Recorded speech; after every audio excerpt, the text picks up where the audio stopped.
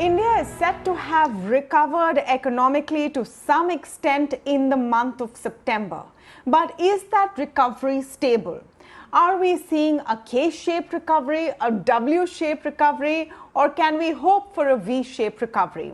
These are some of the questions that still abound, especially ahead of a festive season, which industry and business is really placing their bets on.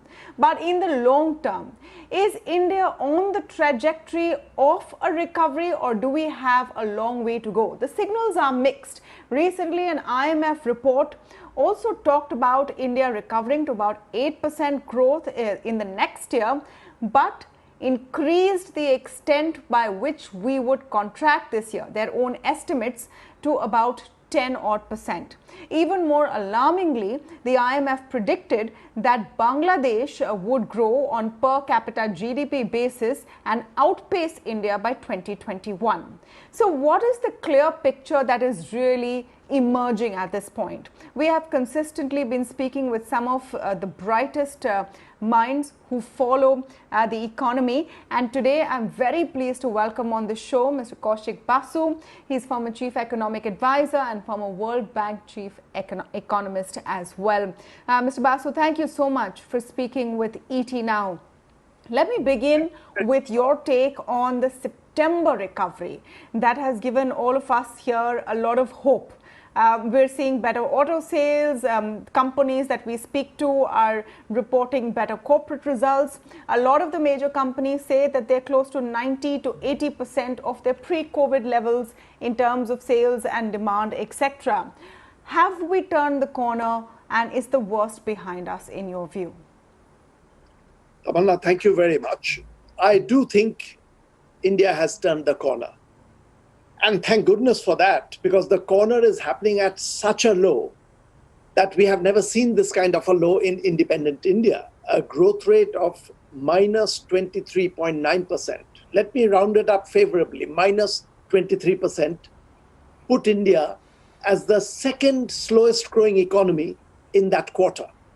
From there, fortunately, the turnaround is in the right direction. We are picking up, but you have to appreciate that it's really, we had plummeted down, we are beginning to pick up. From the signs, the little indicators coming and the indicators that I follow from here, it's picking up. And a couple of worries that you have to keep also in mind that yes, auto sales are up, Indian exports are up, but the long run, there are some concerns. I think the trajectory is going to be right. India is going to grow better here onwards, but again, how well? One indicator that there are still worries is Indian exports picked up, but imports did not pick up, which shows that people are not buying enough. The consumers are still stressed. And that is going to cascade through our agricultural sector. The farm produce may be good, but the farmers will not be able to sell adequately.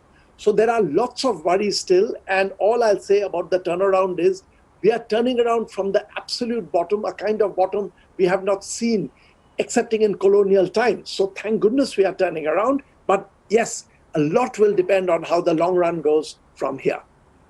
I want to talk about that bottom a little bit more, and let's round it off to minus 24%. It is in large part because of the severe lockdown that India had. That lockdown, for all practical purposes, has ended. The economy has opened up considerably. It's only very few things that you still cannot do in smaller pockets. Do you think that that has also aided the spurt that we've seen by the simple fact that people can actually go out and buy things and open up businesses, etc.? And do you see some of this coming down to pent-up demand? If so, then how sustainable is that? Yes, so there are two things about the lockdown.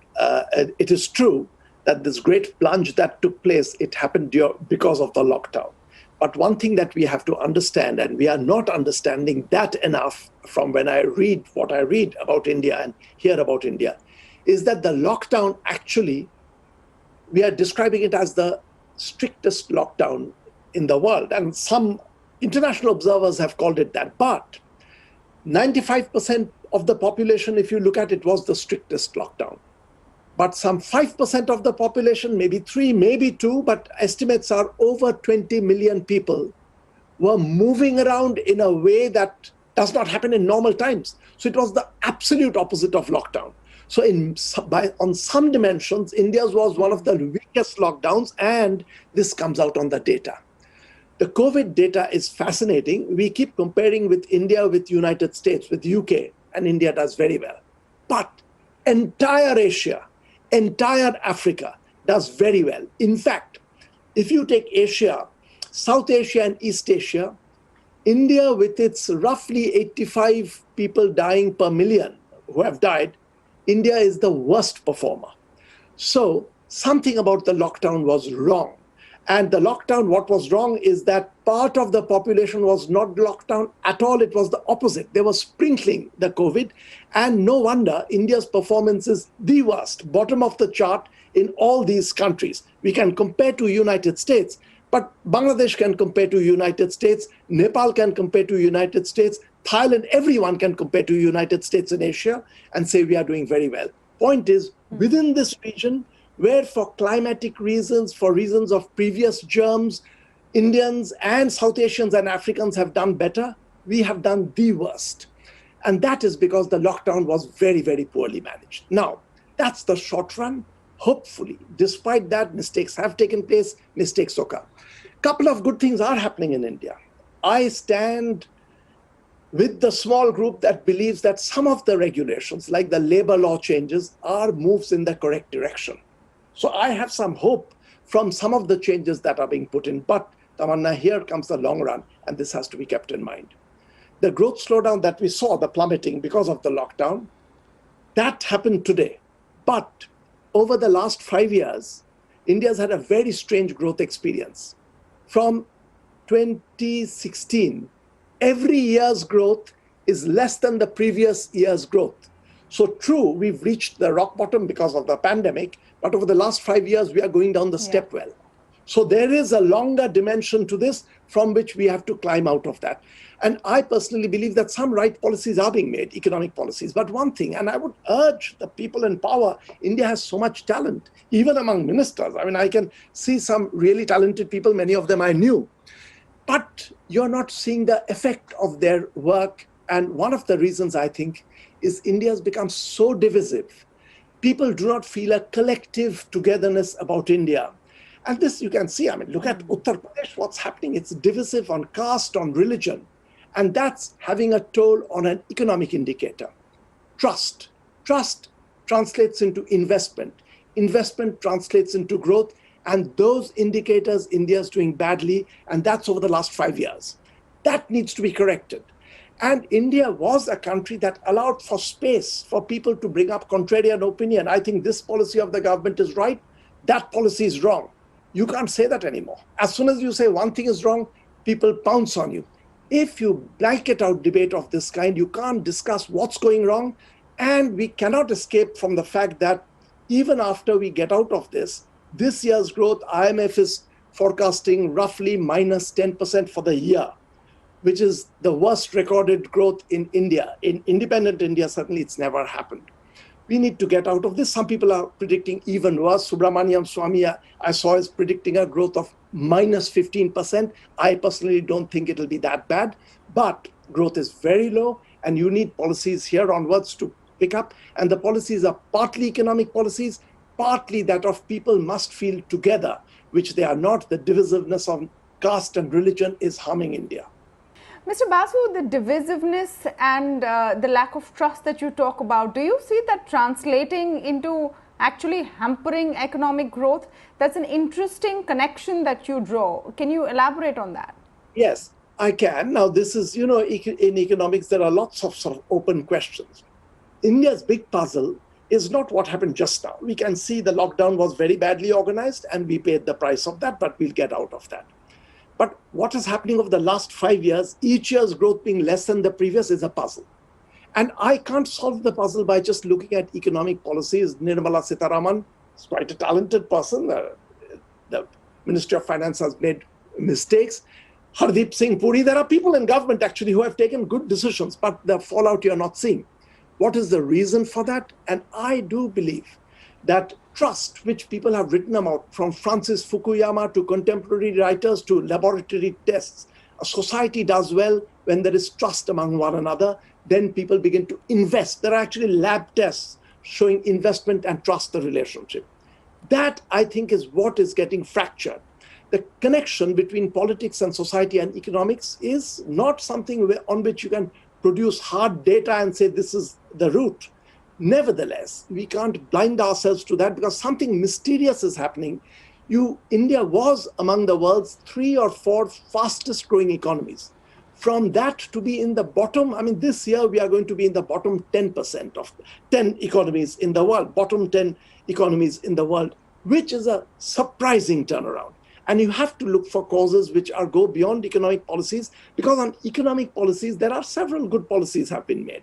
The bank closure rules, not bank closures, but business closures, lockdown rules are good. Labor laws move in the right direction. Some easing of business move in the right direction, but I think you will not manage with that unless you attend to the larger problem gnawing away at our economy. Mr. Basu, let me talk about another portion of what the IMF said, which made a lot of headlines. You tweeted about it as well, which was that Bangladesh could outstrip India in per capita GDP by 2021. Now, the response to that statement from government sources was that in 2019, India's GDP in PPP terms was 11 times that of Bangladesh. Our population is 8 times that of Bangladesh. Is it a fair comparison? Is it a fair comparison with Bangladesh, and what are the lessons there? Yeah, it is a completely fair comparison, and we should not grudge another developing country doing well. It's very good news that Bangladesh is doing well. Now, comparing the total size of India's economy with Bangladesh is meaningless. And IMF was not saying that. IMF was saying that the per capita income, Bangladesh will cross over India in the coming year. And that, I think, is true. I've gone through the numbers very carefully. Bangladesh is going to cross over and be per capita income-wise richer. And that data has virtually come in. It could change again. India can pick up once again and overtake Bangladesh after that. But you have to remember, Bangladesh some 18 years ago, for the first time, overtook Pakistan in terms of growth. And there was no turning around. It's been 18 years of Bangladesh growing faster than Pakistan, and now Bangladesh has clearly a higher per capita income than Pakistan. India, this is the first year that the crossover has taken place. It's a big surprise because you did not expect, even 3-4 years ago, no one would have predicted that Bangladesh's per capita income would cross over, which is now virtually a fact. The future is open.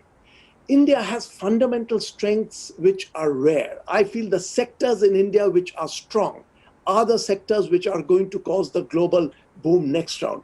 If India can put its political house in order, I feel India can capitalize on the strengths that India has, and India can grow very well. The private sector in India, the corporate sector, is extremely talented. I think a lot of them, I know many of them are very, very worried about what's happening in India. They are not worried as much about economic policies as about the politics of what's going on in India. That's gnawing into our economy.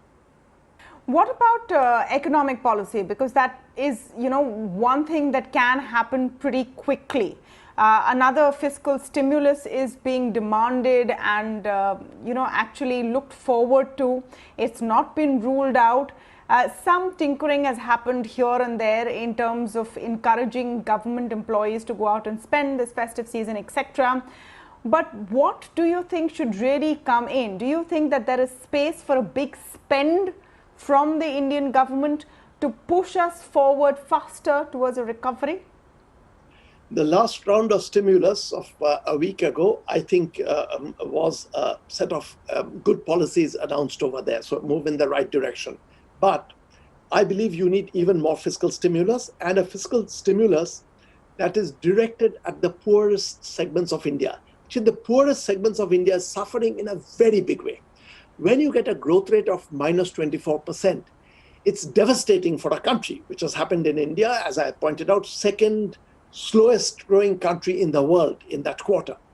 And something on which we don't have enough detailed data, but data that is coming out from other countries, including United States, that during the pandemic, The bottom segment of the population is taking the hit much worse than the top end of that. And top end meaning not the super rich.